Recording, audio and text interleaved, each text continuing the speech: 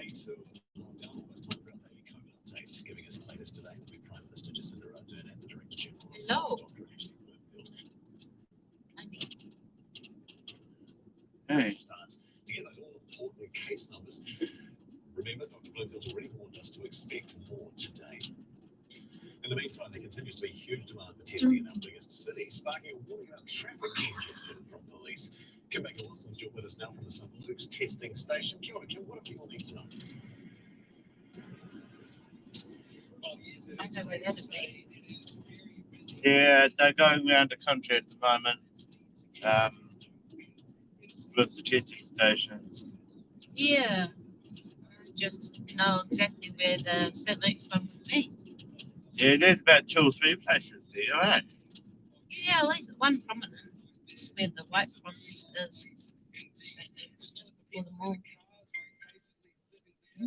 Cheddar. Oh, wow.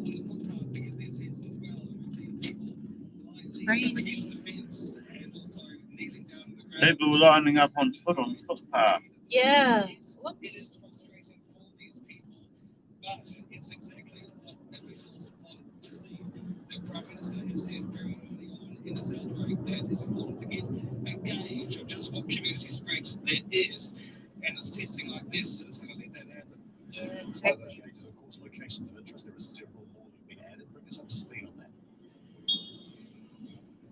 It does seem to be an ever-growing list, dozens and dozens of locations of interest here in Auckland.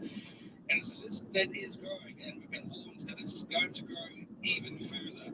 And we have heard from Sky City today, one of those locations of interest. It has put out some figures for us. It says 240 staff were inside at the time that a person infected was inside, 1,000 patrons.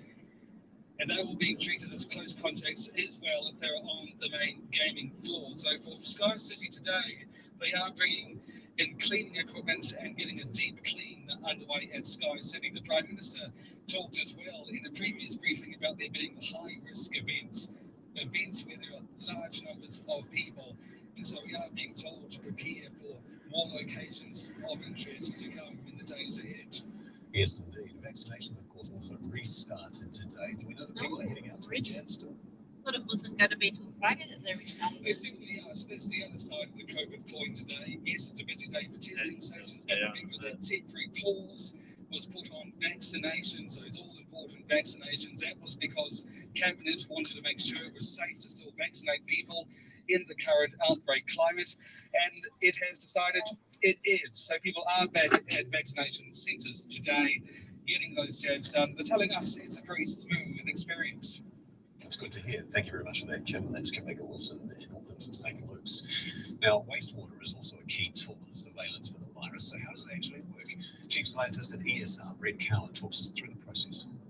So the way we do it, we sample the sewage every 10 or 15 minutes, and we add all those specimens together over 24 hours. It comes to our laboratory, and we get about a litre, and we concentrate that down to about a teaspoon. And then we use some of the same technologies that are used for the nose tests that we traditionally use for testing to find that virus. And if we find it in that litre, we're pretty confident that it's there. All right, we're heading to Parliament now, where political reporter Benedict Collins is joining us this afternoon. The Prime Minister's still making her way in for that press conference. Benedict, what can we expect, though, from today's briefing? Yeah, good afternoon. Yeah, well, we are expecting there to be more cases announced. Of course, a lot of people at home will be looking for those case numbers, but also they're hoping to get the latest on genomic sequencing there. Yesterday, of course, we found out, we had confirmed that this is the Delta variant in New Zealand, but we're hoping to get more information, hoping to see whether we can put together another piece of the puzzle to figure out exactly where this, outbreak started. Of course, I understand the government has also got the latest wastewater testing results, and so of course that will be interesting to see, whether it has spread outside of Auckland, outside of the Coromandel, see if they're picking it up anywhere else. So those are all things, that we'll be looking out for today. I understand And the government was also, Line work. they're really interested with that announcement coming tomorrow about whether the lockdown will be extended or not in Auckland and around the country. They'll be looking, really interested to see what's happening with those testing volumes in Auckland, outside of Auckland, around the country. So those are some of the things we'll be expecting to be covered in today's press conference. Yeah, masks are also mandatory on all essential services now, Benedict. Remind us again of the rules around that. Yeah, that's right. So late last night at 11:50, so I guess in practice early today, anyone aged 12 years or over has to wear a mask if they're going into an essential service. So that could be a supermarket, a pharmacy, a petrol station. Everyone has to, mask up to help stop the spread of the COVID-19 and this Delta variant. Of course, they only came into effect this morning, and the police minister, police commissioner, Andrew Costa, he told us yesterday that the police will be out there looking to, educate people, but they could also hand out fines if they have to for people who don't comply with this new regime to wear masks. Bring us up to date, if you can, on the COVID fund. Yeah, so remember that started off at the start of all this with around $50 billion, and that was to get things going like the wage subsidy scheme, other initiatives to help keep small businesses afloat. Now it's got down to $5 billion now, and the ex-parties have had a bit of a crack at the government, accusing it of taking money out of the COVID fund to fund other things such as cameras on fishing boats and stuff like that. But the Finance Minister, Grant Robertson, he did say, look, if this lockdown ends up running longer than expected, they could top that fund back up if they had to, above that $5 billion. And, a lot of people will be sitting home today saying, when is this lockdown going to lift? We won't find that out until tomorrow, but there is modelling to suggest by Professor Sean Hendy that, there could be up to 100, possibly even more cases out there in the community. He's expecting that this lockdown could, roll on for weeks, at least in Auckland, at the very least. And of course, the government will be looking tonight for that latest information coming in on all those testing results to make a call on, how much longer they're going to have to extend these lockdowns. Totally. Kia ora, Benedict. We'll let you get to the Beehive Theatre after the press conference, which of course is just moments away. It's Benedict Collins at Parliament. Well, the list of locations of interest just keeps on growing. Microbiologist Dr. Susie Wiles gives us her take on how worried we should be. Look, it is concerning. There's plenty of places that look like they could be super spreader, places. We know that there's, bars, the casinos. So there could be plenty of cases out there that haven't come forward yet. That's why it's really important if you've been at one of those places that you do isolate, and please do get tested if you have any symptoms. All right, that's microbiologist Dr. Susie Wiles there. I understand the Prime Minister and Dr. Ashley Bloomfield are making their way into the Beehive Theatre and, of course, going through the sanitising process, making their way up to the lectern. Let's take pictures from the Beehive Theatre right now, and as they are just moments away. As you've heard, we're expecting a number of revelations today. There are first wastewater testing since the outbreak first occurred. More of the locations of interest. You can see the Prime Minister silhouetted, followed by Dr. Ashley Bloomfield as they make their way up to the lectern. We'll take the press conference live now. All right, here's the press conference, guys. Yeah. You've been waiting for. Bated breath.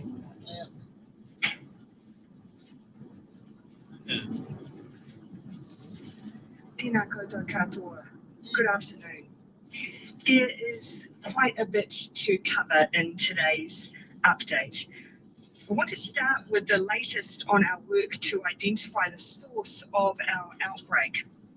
After Dr. Bloomfield gives us the latest on our current cases, I'll then share some of the work we're doing to accelerate our vaccination program. That includes ensuring that more New Zealanders are vaccinated generally, but especially those who are currently at most risk from the virus. I'll then finish up with an update on Afghanistan. Let's start with the investigation into how these cases came into our community. Yesterday, we confirmed we are dealing with the infectious Delta variant and that it came from Australia via the New South Wales outbreak. I can now report from the whole genome sequence analysis that our current positive cases are a close match to a recent returnee from Sydney who arrived on a managed red zone flight on August 7th. had a day 1 test on the 8th, returning a positive result on the 9th. I knew it. They were transferred from the Yep. Crown Plaza to the Jet Park quarantine facility that same day. This person subsequently became unwell and was moved to Middlemore Hospital on the 16th of August.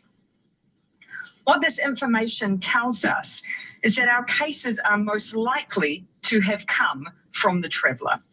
This is a significant development. It means now we can be fairly certain how and when the virus entered the country, and that based on timelines, there are minimal, possibly only 1 or maybe 2 missing links between this returnee and cases in our current outbreak. And the period in which cases were in the community is relatively short. There is still a chance that additional information could emerge to change this conclusion. So we do need to remain open to other possibilities.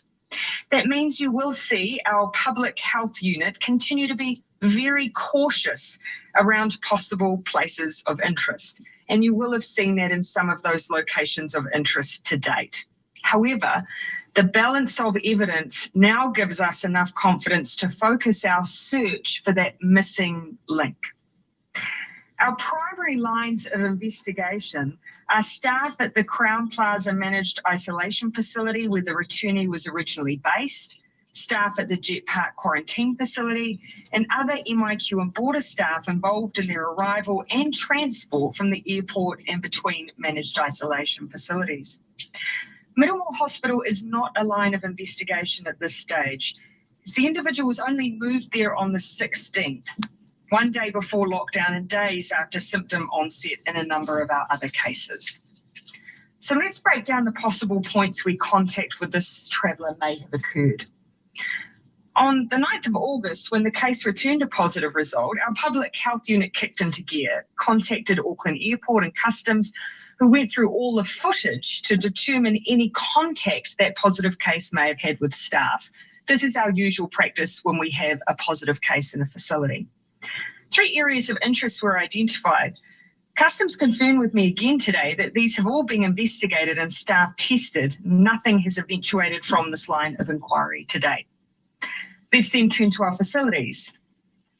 There were 208 staff who worked at the Crown Plaza while the individual in question was there.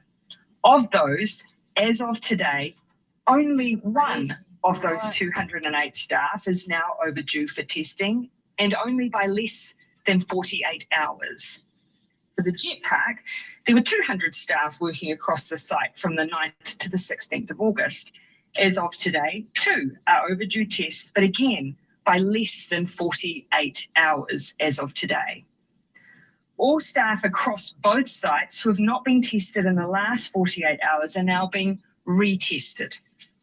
In terms of vaccinations, across both sites, 407 people were compliant with the vaccination order that we have in place. That order requires all existing staff to be fully vaccinated. If a new staff member comes on board, they must have their first dose and complete their second dose within a 35-day window. Only 4 had 1 dose and were not yet due for their second. 1 person had gone longer than 35 days, and that person has been told they cannot enter the facility until they comply with the order. All remaining were fully vaccinated. As you can see, the compliance generally across these sites has been really high, but we will continue our search in a thorough way across both sites, as you would expect. And we'll look to come back to you with detail on those additional tests we're running across both sites in future updates as those results come through. A final point. We have learned today that a family adjacent to the case at the Crown Plaza has now tested positive for COVID on their day 12 test. Oh, wow. While we're awaiting genome sequencing, we can assume that means we're dealing with a high level of infectivity in this case. Everyone at the Crown Plaza will stay on while we undertake our usual protocols. But here is where our practice of what we call cohorting is really helpful. People generally arrive at the same time and stay for the same period in the facility. It really does reduce down the risks and means that we catch situations exactly like this one. So while today you will see we continue to find cases downstream, there could be relatively few cases upstream, as in people who picked up the virus from the very beginning of the chain. That's simply because it wasn't here for long, we believe, before it was found. On that note, can I thank again our first positive case that was identified on Tuesday. If it wasn't for you getting tested when you did, this could be a much, much more difficult situation. Having said that, I know we're all prepared for cases to get worse before they get better. That is always the pattern in these outbreaks. But today we believe we have uncovered the piece of the puzzle we were looking for. And that means our ability to circle the virus, lock it down, and stamp it out generally has greatly improved. I'll now pass to Dr. Bloomfield to go over today's case numbers. Thank you, Prime Minister. Kia ora koutou. So today I can report there are 11 new positive cases of COVID-19 in the community. That is since yesterday's 1 p.m. update, taking our total number of community cases all in Auckland to 21. All of these cases here in the community are being transferred safely to the Auckland quarantine facility or are already there under the usual strict infection prevention and control procedures. 12 of the 21 cases have already been confirmed as being part of the same Auckland cluster, and a further 8 are currently being investigated. And there is as yet not formally linked. However, for a number of those, there are strong leads to them being linked to existing cases. One of those previously reported cases of the 21 is confirmed to be unlikely to be linked to the cluster, and that is the aircrew member you've heard me talk about in this morning's media round. So this is essentially a border-related case, probably coincidental, and that case was identified during routine surveillance testing. It's an international crew member. So whilst we don't have the details on the new community cases available at this stage, and interviews are underway, we will release further information as it becomes available through the afternoon.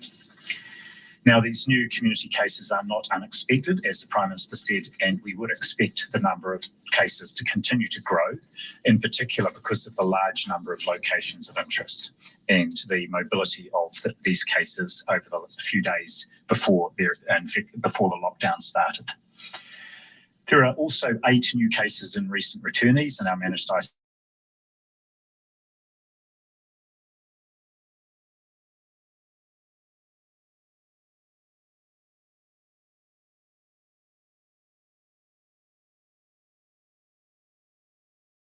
Is symptomatic and has underlying conditions.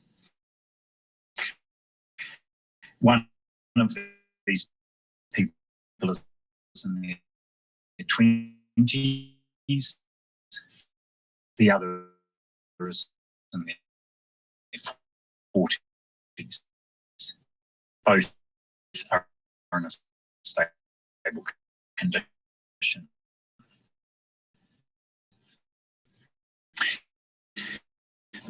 Prime Minister mentioned the precautionary measure.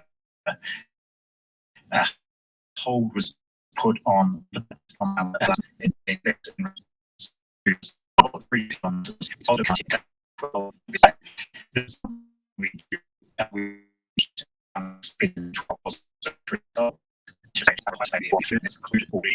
probable link to the case in the room next door. This was the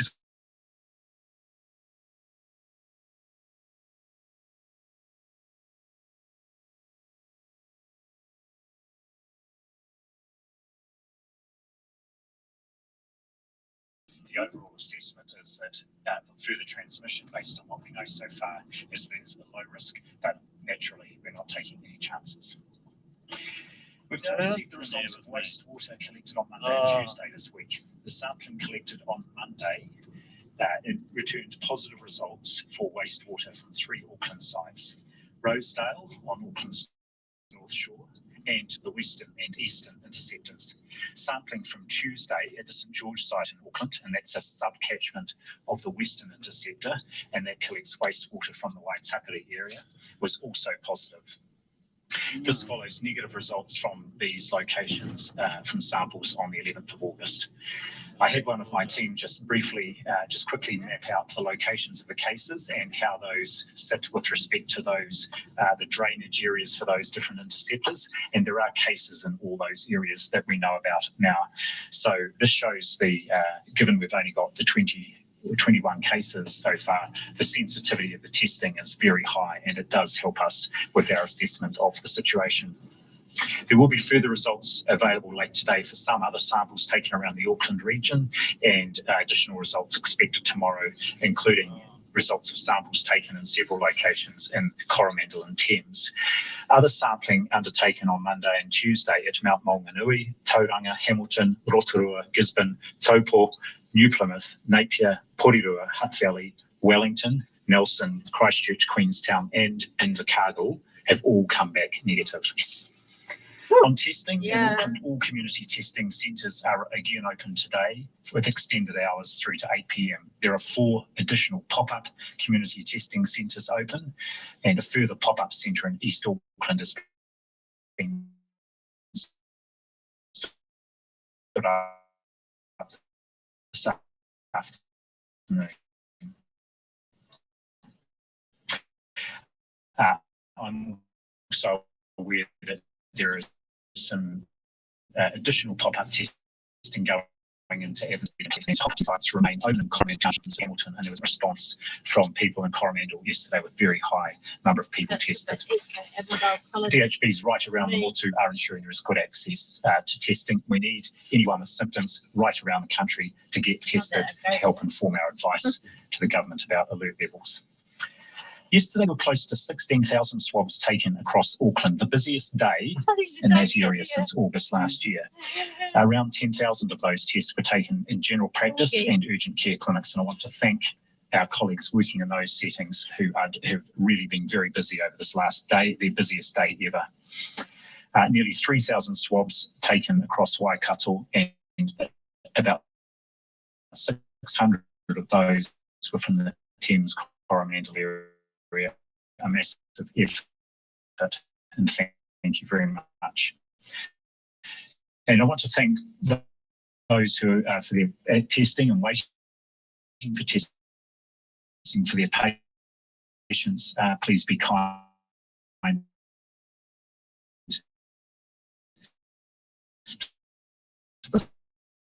Staff there, the advice we can National Investigation and Tracing Centre and all of the country's public health units. Isolation by close contacts when in alert level 4 requires them to isolate separate from other household members. So it's not isolating within the household bubble.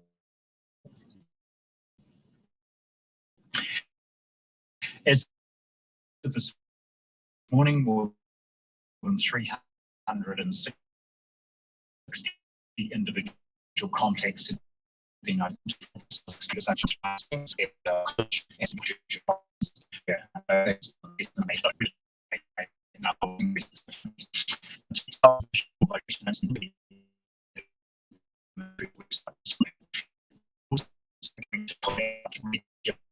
Through urgent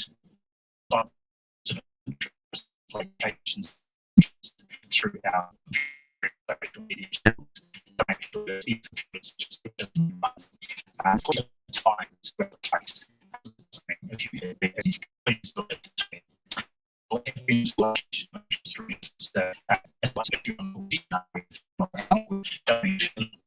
you can't go out to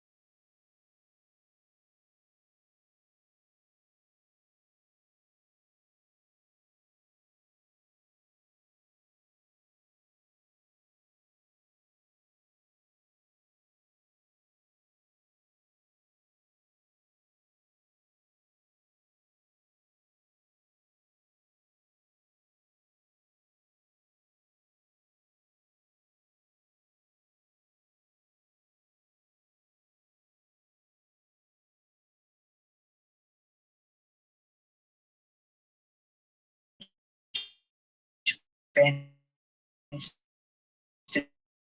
today.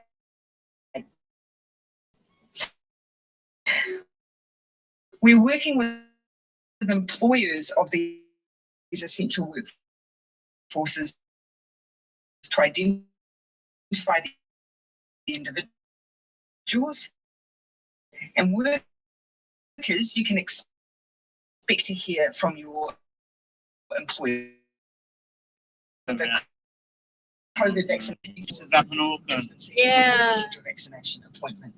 I don't live in Auckland, but I've still got family I care about there and friends. When we make a decision on who is eligible, though, our number one priority is the medical advice of our experts. You'll remember that in June, our regulator, MedSafe, granted provisional approval for the Pfizer vaccine to be given to 12 to 15-year-olds in New Zealand. Similar decisions have been made by other regulators in Europe, the US, Canada, and Japan. The advice was then considered by an additional group of experts who also supported an extension of eligibility to young people. On that basis, Cabinet has agreed to make the Pfizer vaccine available for 12 to 15-year-olds. This is not a decision we have taken lightly. Many of us parents ourselves and take this duty of making decisions about other people's children extremely seriously.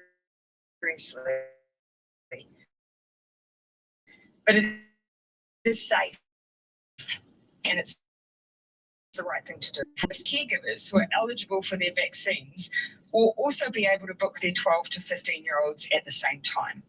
Oh. But if you've already booked, then just bring them along. Please just make sure that while you do that, you work hard to keep physical distancing up from others. There are an estimated 260. We're going to go shopping after the update. So this is an important next step. Yeah. Please be assured again, we have more than enough Pfizer vaccines for everyone, including the 12 to 15-year-old age group. As COVID takes centre stage in New Zealand, international events and obligations remain. None more so than our responsibility to New Zealanders and those who help New Zealand and Afghanistan. Earlier today, we deployed a C-130 Hercules and supporting personnel to assist with international efforts to evacuate New Zealanders, Afghani nationals and other foreign nationals from Afghanistan. The New Zealand Defence Force is preparing to deploy for up to a month. And due to the developing situation in Afghanistan, sought approval from Cabinet to deploy up. Oh, really? Oh, the contingent will include aircrew and maintenance staff, a medical team to support our personnel and evacuees, operational support staff, logistics personnel, and force protection, among others. All NZDF deploying personnel are vaccinated and will be carrying out COVID-19 prevention protocols. They will complete 14 days managed isolation on their return to New Zealand. We will continue to work alongside partners, especially Australia, as we respond to this rapidly evolving humanitarian situation. This means that we may see some individuals bound for New Zealand returned on partners' assets and vice versa, as our international partners look to cooperate wherever they can to safely expedite the evacuation of those most in need. Yeah. When we met we're talking about the armed forces now. Yep, getting everyone involved.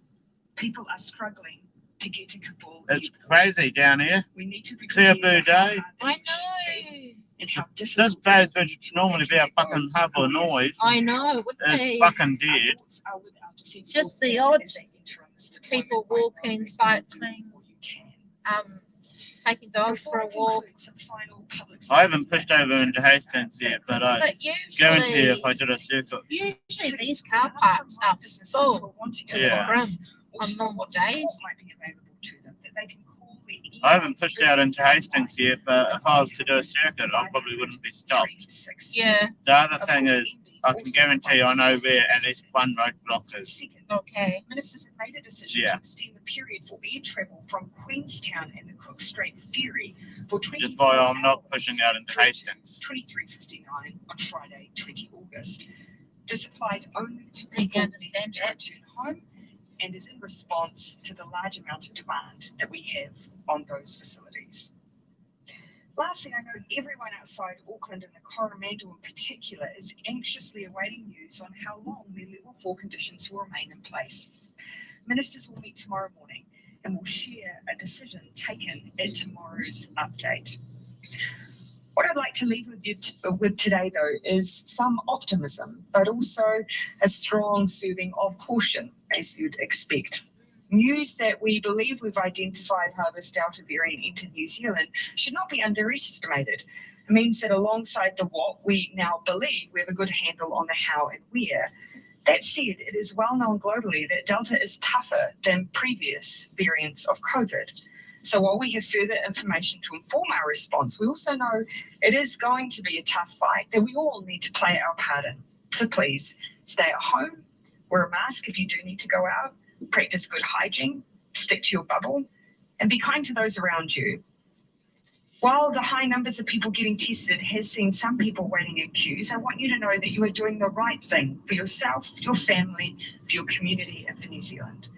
High compliance alongside reports of low vehicle traffic tells me that New Zealand is following the rules that will work.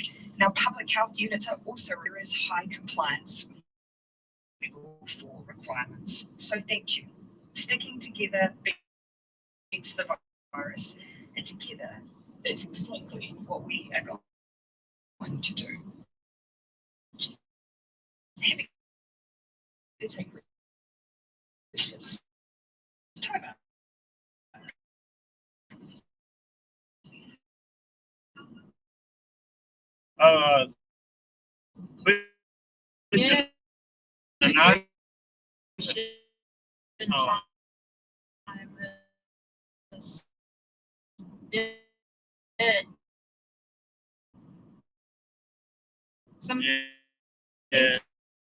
Some questions that you serious? You don't know that? Yeah.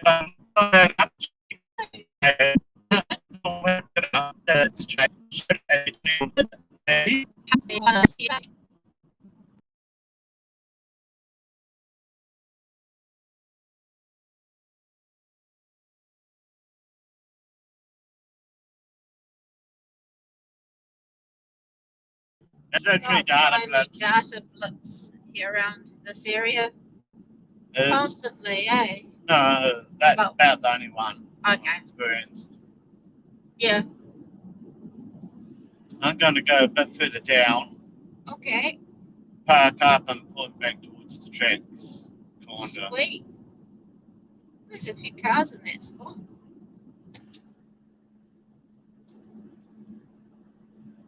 Walkers.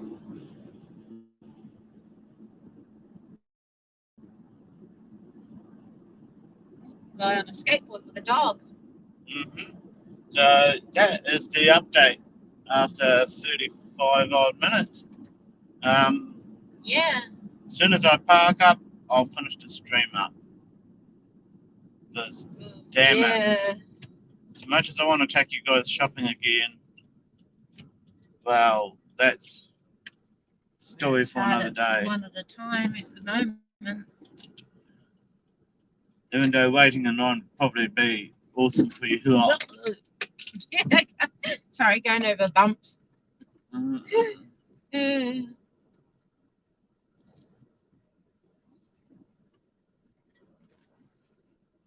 waves crashing. It's cool. Nice, 20 little ones.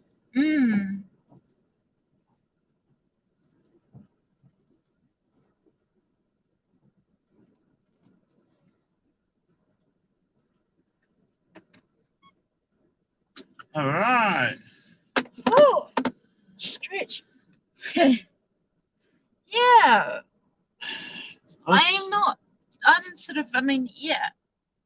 Not too many cases. I kind of want to go get the vaccine now, to be honest. Because you're in the rest home. Yeah, I'm fully And- vaccinated And it's because of the fact that I work in a rest home. yeah, I don't live in a rest And home. I work in a rest because home. I'm the closest member of the bubble to you. Yeah. It's like I'm kind of one of those things that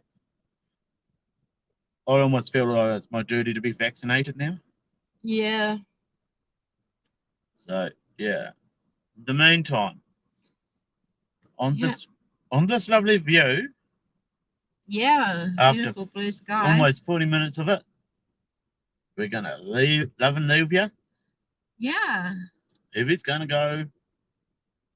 Bye-bye. See you. Thanks for coming. Catch you next time.